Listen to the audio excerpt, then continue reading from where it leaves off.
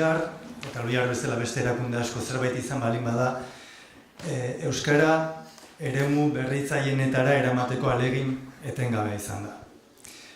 Zientzia eta euskara uztartzeko sortu zen, 1992an, eta ordutik ahalegin horretan jarraitu du euskara eremu esanguratsuenetan egoteko.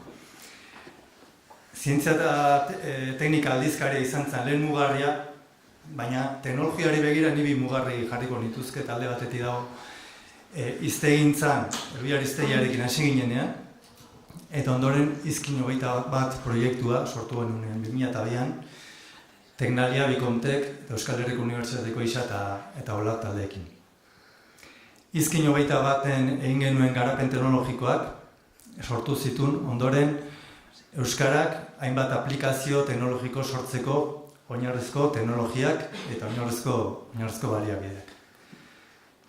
Euskararentzat beraz, baliabideak eta oinarrizko tresnak pasatzetik, hori egitetik, hori egin genuelako, orain gai gara euskaratik fabrikazio aurreratuan edo domotikan edo mugikortasun elektrikoan euskara txertatzeko gai. Bere garaian korpusak, analizatzen morfosintaktikoak, baliabideak eta tresnak sortu genitulako orain gai gara, itzulpen automatikoan eta beste aplikazioetan eremu horretara iristeko gai.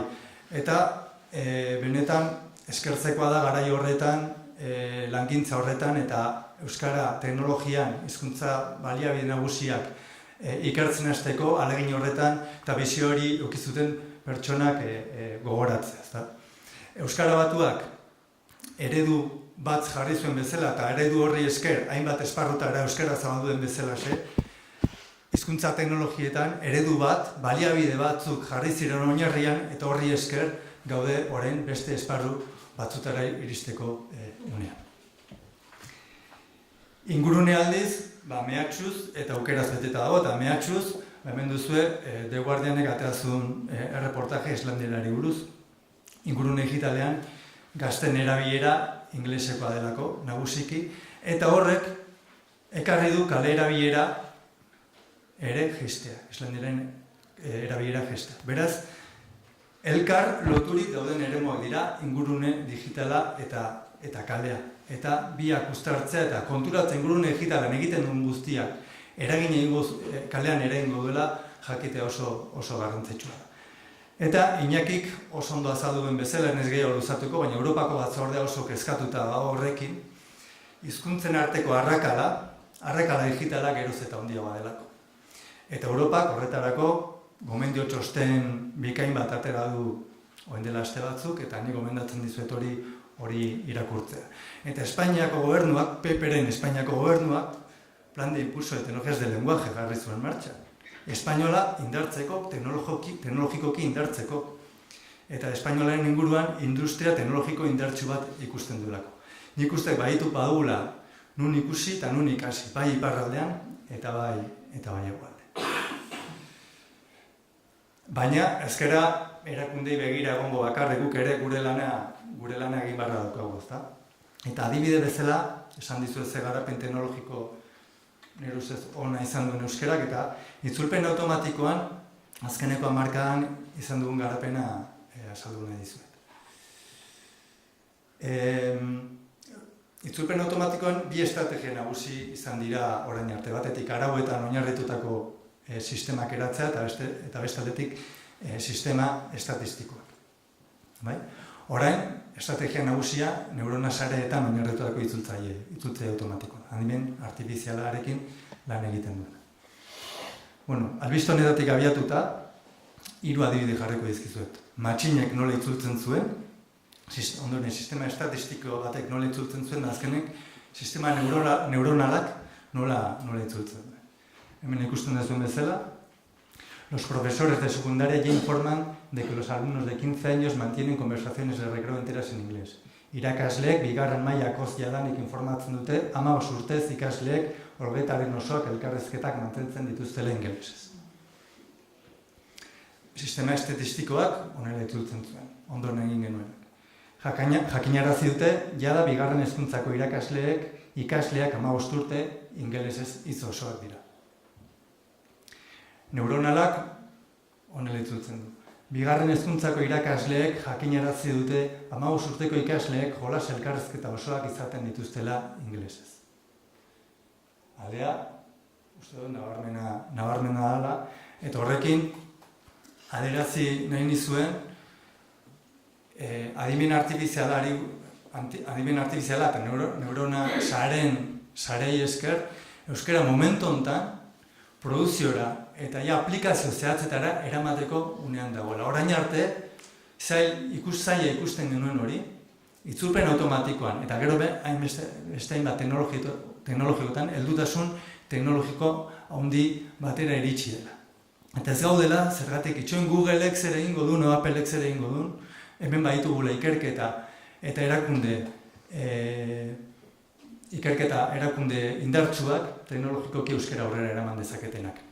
Eta ez hori bakarrik, erakutsi ere egin dezakegu. Euskararentzat egin dugun ibilbide teknologikoa nire ustez beste hizkuntza batzuentzat ere oso interesgarria izan daiteke. Eta une honetan mugaz gaindiko proiektu bat daukagu, Okzitaniera eta Aragoiera ere teknologi garatu.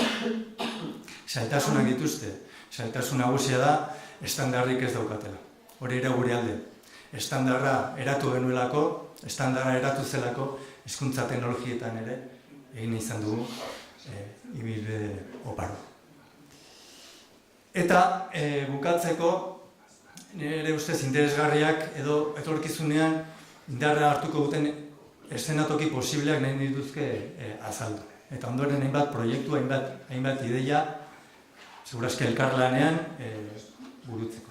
Batetik, internet euskararen erabileraren behatoki gisa indartuko dela irutzen zaigu. Geroz eta gehiago idazten da interneten, geroz eta testu eta audio eta bideo gehiago dago. Eta hura erauztea eta hura tratatzea, nire ustez aukera bada.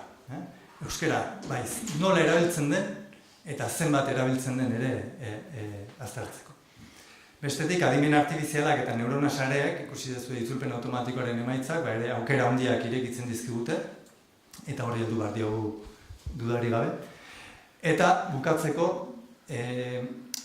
ikasketa automatikoak eta adimen artifizialak azkenean datu errealetan oinarritzen da. Itzuli den horretan, ez da? Hortaz, pentsatzekoa da, itzuli den horrek teknologiak geroz eta gehiago erabili gizartean isla izango duela.